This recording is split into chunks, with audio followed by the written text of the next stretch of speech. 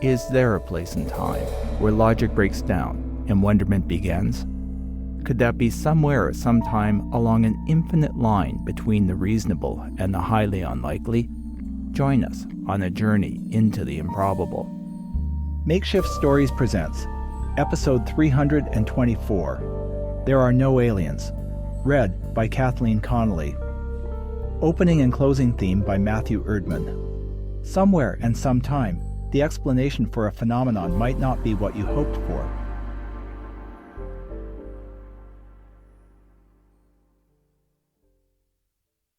Pale ribbons of mist boiled off the spruce trees along the lake shore, revealing hills that plunged into the mirror surface of the water. I pictured how far the lake dropped underneath my feet and checked for the life jackets. The pilot, an older man with a scraggly tobacco-stained beard, hadn't exactly instilled confidence. The other late arrivals joining me this morning didn't seem concerned. One couple, two women in their 60s, were lost in a conversation about orbs.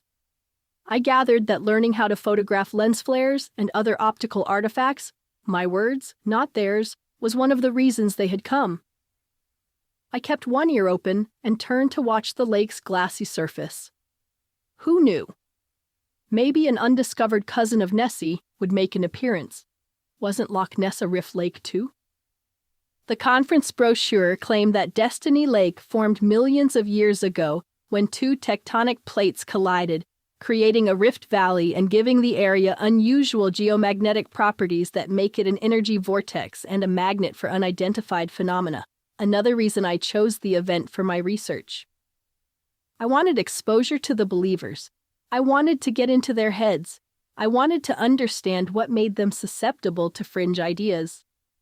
The opposite shore was close enough now to make out details. There were no roads or power lines, just log buildings sporting solar panels dropped down in a small clearing in the encroaching forest.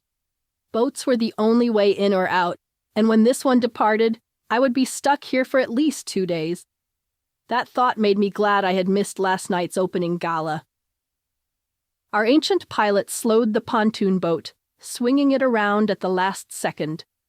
The orb women, absorbed in some arcane discussion about visual paranormal phenomena, stumbled when the right side bumped against the dock, engine revving to keep us in place. I waited until the other passengers jumped out. "You're not staying?" I asked the pilot. "No." He smiled, revealing tobacco-stained teeth. "Not enough staff housing." "So if someone needs to leave early or there's an emergency?" "They'll radio me to come over." He patted a walkie-talkie strapped to his belt. "No cell reception?" I asked. He laughed. "Out here?" A small group of young people wearing Destiny Lake Lodge staff shirts clambered aboard, happy to be leaving. After the last one got on, I stepped out onto the dock into the turmoil of temporary merch booths creeping down the slope from the main lodge building. They offered everything from suspiciously glossy self-published books, t-shirts, crystals, and gadgets, to one-on-one sessions with self-proclaimed famous ufologists. It was exactly what I had come for. I spotted the orb women from the boat, beelining to a booth that supplied specialized phenomenological recording gear. The ferry's engines groaned. I turned back as it pulled away from the dock. The pontoons seemed to lose their awkwardness, and the vessel began to slice through the glassy water effortlessly.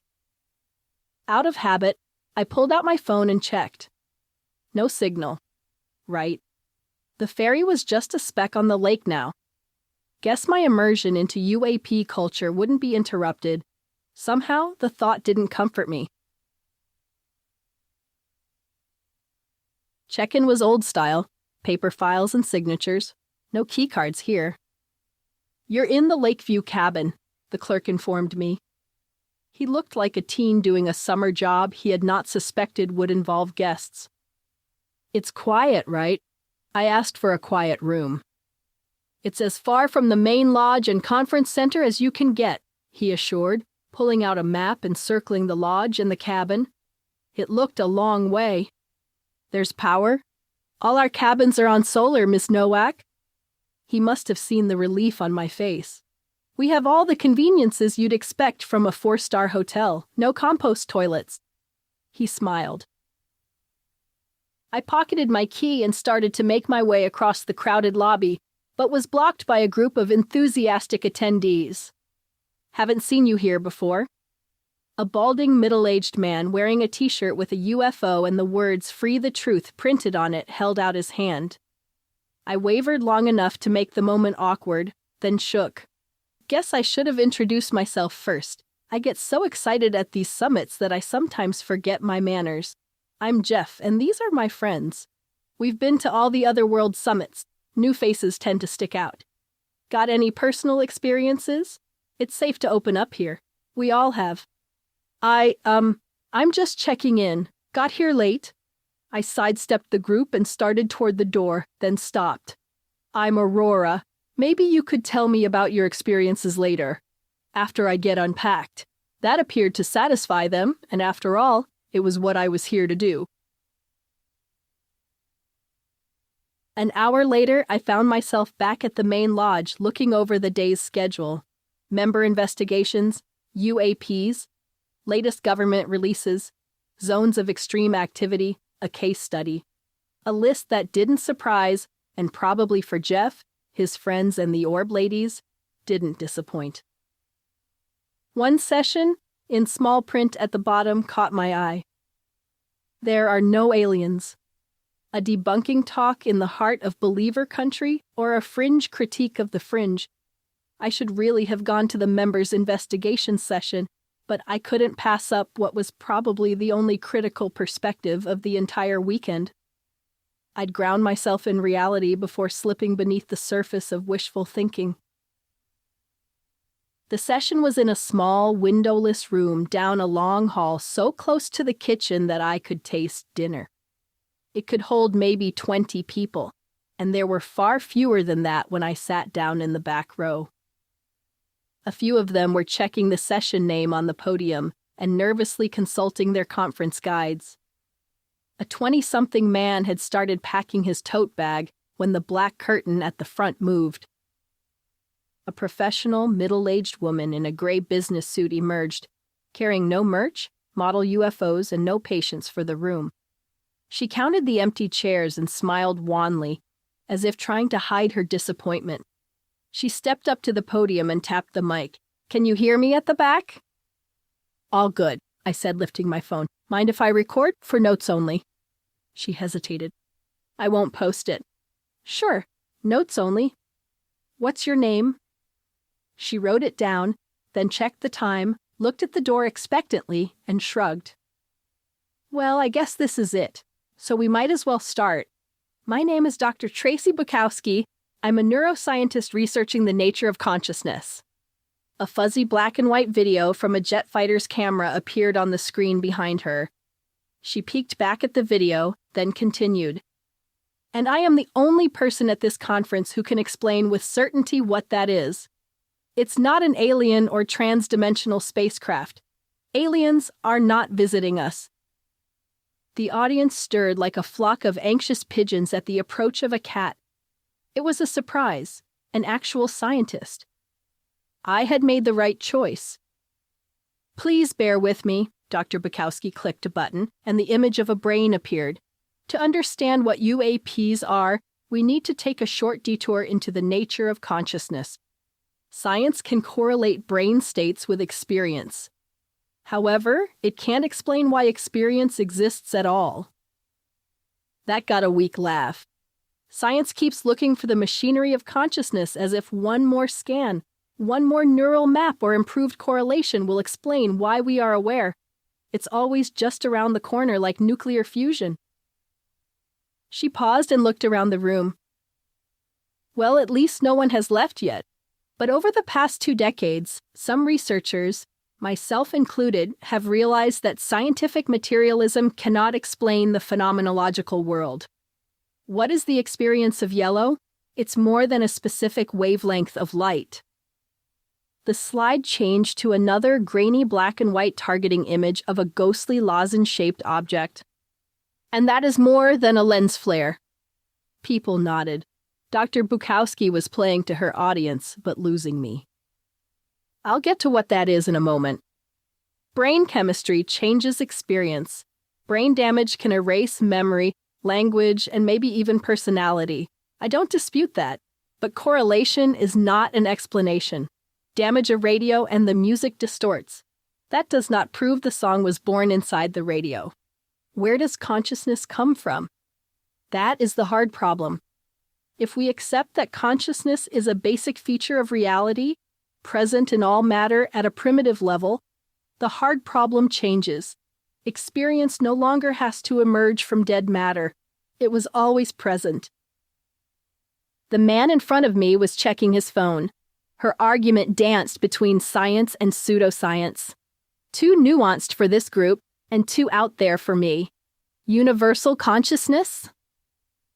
Dr. Bukowski took a drink of water, straightened her back, looked around again, then gripped the podium. Let's circle back to the UAP phenomena. I know that's why you're here. Think of consciousness as a field, which most of the time lies flat beneath reality. Sometimes it fluctuates. UAPs are not alien, they are disturbances in the conscious substrate we all share. And if your mind is receptive, you can sense them, see, hear, even touch. Several people squirmed in their seats. What about landing traces? A bearded middle-aged man near the front challenged. Burnt soil, compressed ground, residual radiation? Others nodded in agreement and began to leave. Academic mysticism, just part of the cover-up. Jeff from the lobby, who had shown up at the last minute, complained. I sat back, taking it in, making mental notes for my article. Dr. Bukowski thumped the microphone. Wait! A small group halfway out the door stopped and turned. I'm running a midnight session on the hill behind the lodge. I'll be teaching a meditation technique that will help to tune your mind so that you can see the random manifestations of universal consciousness. Just more distraction, an older man in a baggy tee with a classic gray alien called over his shoulder, then left. In less than a minute, I found myself alone in the room with Bukowski. Our eyes met. That was a little harsh. I motioned to the now empty door. I would never have expected a crowd like this to reject an explanation that acknowledges UAPs exist. Bukowski shrugged. It's a hard crowd to reach with new ideas. Well, at least it's an original theory. I got up to leave. I just sketched in the basics. You can't go too in-depth in a situation like this, but I can assure you there is scientific research into the nature and philosophy of consciousness that backs up what I'm saying. I stopped. I hadn't come looking for another offbeat theory, but it might make a more interesting article than crop circles and alien abductions. I approached the lectern and held out my hand. Dr. Bukowski, I'm Aurora Nowak, an independent journalist. Do you always get that kind of reception? Bukowski looked at my hand for a moment, indecision running behind her eyes, then smiled and shook. Good to meet you. Call me Tracey. It wasn't unexpected. They're believers, and believers don't like it when you challenge orthodoxy. Do you have time for coffee or a drink? I've got nothing until midnight. She laughed. And after my presentation, I'm guessing attendance might be 0. The sun was setting behind the hills on the west side of the lake. I imagined the old pilot tying up his small fleet of makeshift pontoon ferries for the night and heading off to town. I hoped he took the radio with him. I like having options, that's all. The lights on the pathway down to the dock flickered on, and I pushed my momentary misgivings away. Tracey took a sip of her cocktail. I have to ask, how does someone with a doctorate in neuroscience end up here? Tracey nodded thoughtfully, staring out the main windows. The sun had fallen behind the trees, casting the lake into shadow. I know, right? Look, I've been in the field for 20 years, and we still can't answer the basic question. Why does brain activity feel like anything from the inside? What do you think? Not exactly a question I did a lot of research on to attend an Otherworld summit. I smiled. Come on, take a stab at it. Tracey leaned forward, waiting. I racked my brain. Okay, other than weird, unproven speculation, like the brain is a quantum computer, consciousness is an emergent property of complex systems. I think that makes the most sense. I once wrote a story about a musician who lost language and the ability to form new memories after a fall. That has stuck with me. Not because it proves anything grand, but because it makes the mind fragile and physical. Damage part of the brain and we lose part of our mind. No brain, no mind, no mystical source needed. That's more or less the mainstream view. Tracey sighed. So how complex does a system need to become for consciousness to emerge? Is an LLM conscious? A dog? A crow? Are you sure that I'm conscious? If we were talking over the phone, could you tell the difference between me and a machine? Does self-awareness simply pop into existence once enough neurons fire? Complexity doesn't explain how we see green. Then there are smells and tastes. There is no way to know if the mint and lime in this mojito tastes the same to both of us. It starts falling into the realm of philosophy. Well, I don't believe you are a mechanical Turk with the strings being pulled by some mystic universal mind, I retorted. Over the course of too many refills, I lost track of both the conversation and the number of glasses in front of me. I think Tracey argued that neither materialism nor dualism could solve the problem of consciousness. That leaves only panpsychism, she finally concluded. It's the simplest solution and solves the UAP problem. Occam's razor. My tongue loosened by the alcohol, I finally came out and said what I had been thinking from the start.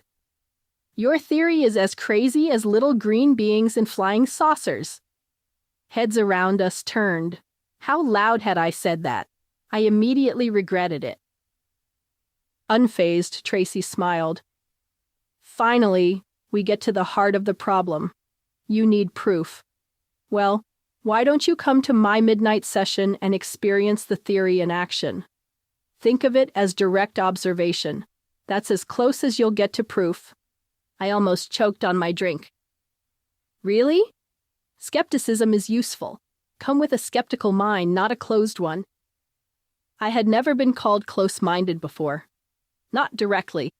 Not by someone I knew was wrong. I looked at my half-empty glass and put it down with sudden disgust. I was here to work.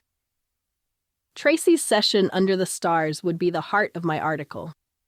I was open to new ideas. I wanted to prove that to myself, and oddly, to her. Coffee, I requested from a passing waiter. A few minutes later, another waiter returned with a steaming mug and set it on the table in front of Tracey. It's for her, she said, sliding it toward me. The meeting place was in the main lobby near the front desk. It was unattended. A sign had been placed on the counter, directing guests to the security office if they needed help. Laughing and music spilled out from the main conference room. Other than that, the place was deserted. A young couple, lost in a heated discussion, were already waiting at the event's sandwich board. Are you sure about this? No one else is here? The man spotted me approaching. He smiled. Nice to see someone else. We thought it might have been canceled. I'm Noel, and this is Eve, a friend. Noel added a half beat too late, as if choosing the safest explanation. Hi, I'm Aurora. I put on a smile, but was still feeling the effects of the drinks earlier that evening. My mind felt sluggish. Odd, it had been hours, but the fog behind my eyes hadn't lifted. It was thicker. Here to fight the bugs? See the stars and maybe a UFO or two? Eve laughed. Noel rolled his eyes. We're not into that universal consciousness thing, he added a little too quickly. Thought it would be a great opportunity to see the night sky without city lights. He smiled, then checked something behind me. I swung around. Tracey had arrived. We'll wait another minute or two, then if no one else shows, we'll head up. She introduced herself to Noel and Eve, checked her watch again, then handed out headlamps and warm blankets. It took almost 20 minutes to navigate the switchbacks to the top of the hill. We entered a clearing. Tracey recommended turning off our headlamps and standing until our eyes adjusted to the night. An after-image-filled darkness closed in. Slowly, an alien landscape emerged. First stars, then shadowy trees, and finally, the rocky ground. Tracey led us to the center of the clearing, where ancient flat rocks, the kind the brochure had called energy nodes, lay exposed to the sky. She directed us to roll out our blankets and then lie on our backs. We waited in silence as our eyes adapted and the sky filled in. Okay, if you can see the Milky Way, then find the Big Dipper. Look for the stars forming the handle. Look at the second star from the end. It should have a faint partner. If you can see that, then we are ready. Got it, Eve and Noel muttered together. It took me a bit longer. I see them. Great, then let's begin. Tracey's voice became soft and hypnotic. Use those 2 stars as a hinge, then let the sky open around them. Oh boy, here we go. I hoped I hadn't said that out loud. There are natural ways to open your mind, Tracey continued. She hadn't heard. And I'm going to guide you through that process now. Once your mind is clear, become conscious of your thoughts. There are gaps, moments of quiet. Move into the gaps. That constant voice in your mind doesn't exist. There is nothing but the universe above. You are becoming the sky, noticing a tiny point of warmth looking back at you. You are the observer and the observed. I was resisting. It sounded like New Age claptrap. Maybe it was Tracey's tone or the rhythm of her words, but it was calming, and the cool, moist night air folded around me. I wrapped the blanket tighter. Then the long day and too many cocktails caught up with me. Let all the stars in at once, Tracey was saying. I struggled to keep my eyes open. You are amongst them, one of them, she continued. My eyes closed, or had they? There were stars, more than before. I forced them open, but it made no difference. A satellite drifted silently by, then part of the Milky Way detached and followed. Other patches detached too and began to dance around the satellite before performing coordinated turns, like a flock of birds. Suddenly, my skin tingled, and the whole sky became unfixed, weaving and diving. I struggled to make sense of it. Too much alcohol, the visual buzz of a coming migraine, after images, none of those explanations worked. One brighter knot dropped down from the sky and hovered. The air around it filled with static. My skin itched. Somehow I managed to fumble my phone out and hit record. As if spooked, the glowing mass skipped out of frame. I'm not sure how long we played cat and mouse. Suddenly, as if called, it shot back into the sky. Startled, I bolted upright, gasping. As I watched, the dancing sky dissolved back into familiar constellations, leaving a single satellite to ply the dark void below them. What was that? What just happened? I blurted, looking around. Eve and Noel were gone, not even their blankets left behind. It was as if they were never there. Dr. Bukowski? Tracey? Silence except for the wind and the trees and distant water lapping against the rocky lake shore. My heart pounded. I was alone. I had come up with 3 other people. I knew I had. Suddenly, it felt as if the sky was pressing down on me, and ghostly trees began to crowd in. I panicked and fumbled the headlamp on. The world narrowed to a tiny island of comfort.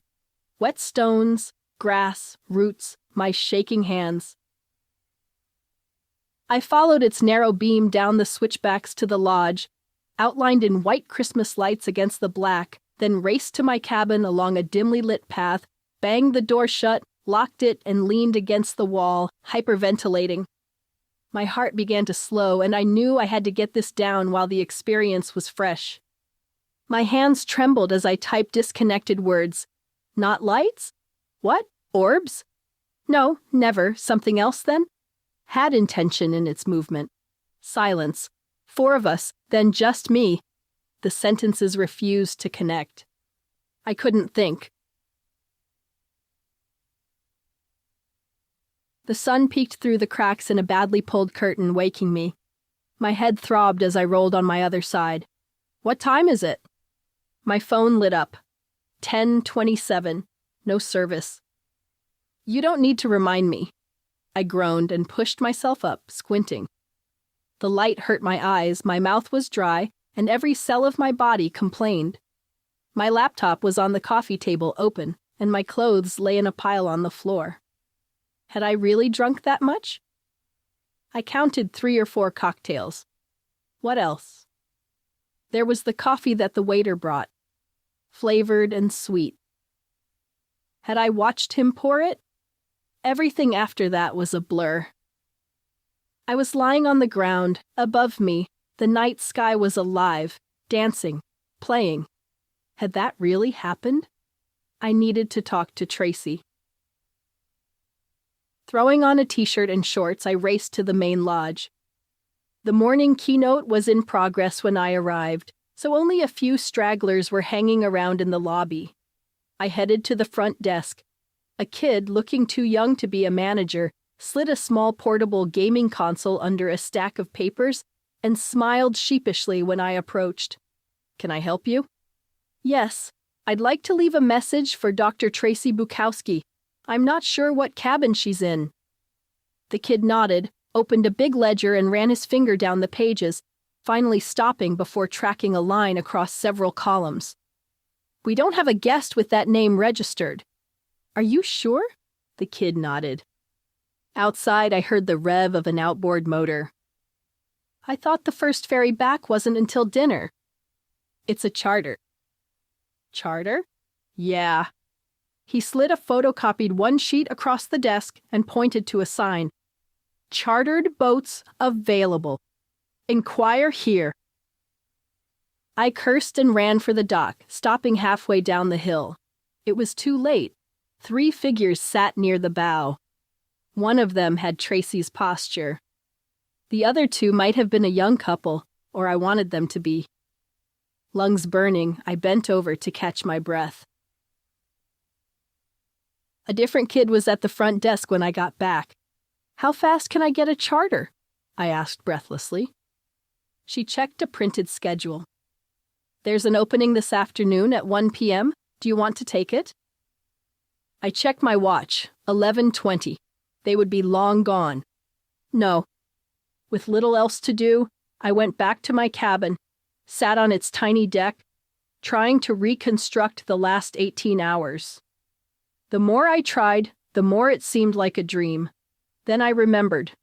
My phone. I had recordings.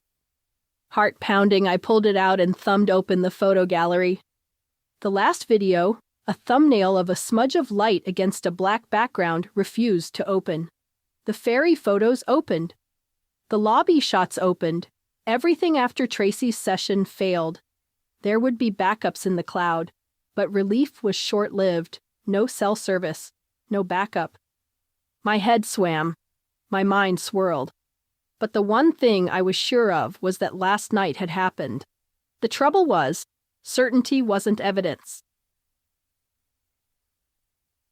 The late afternoon sun baked the few people still milling around the booths in front of the lodge.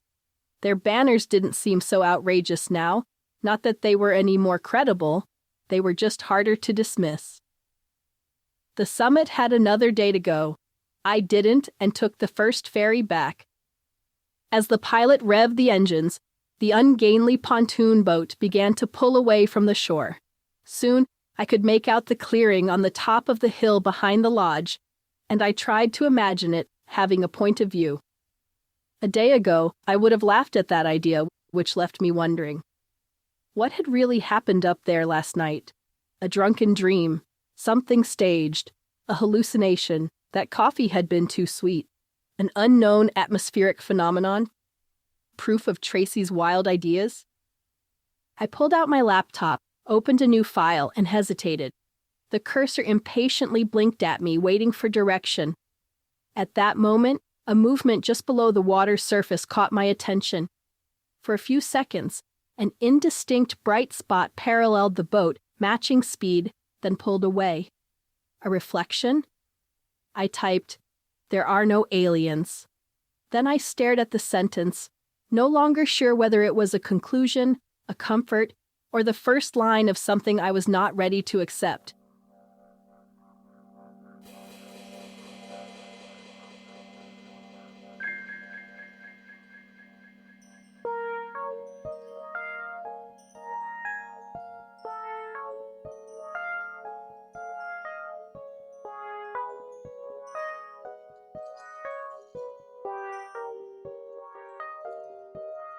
this story, please share it with your friends or leave a rating and review on your favorite podcast platform.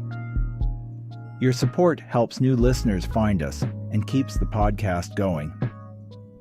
If you'd like to connect with us, please email makeshiftstories@gmail.com or visit our website at makeshiftstories.com. Makeshift Stories is released in the first week of each month. This month's story was written by Vern Hume, aka Alan V. Hare, and read by Kathleen Connolly. Opening and closing themes were composed and recorded by Matthew Erdman. Audio production and editing by Vicata Studios. Makeshift Stories is released under a Creative Commons non-commercial, attribution, no derivative license. Makeshift Stories presents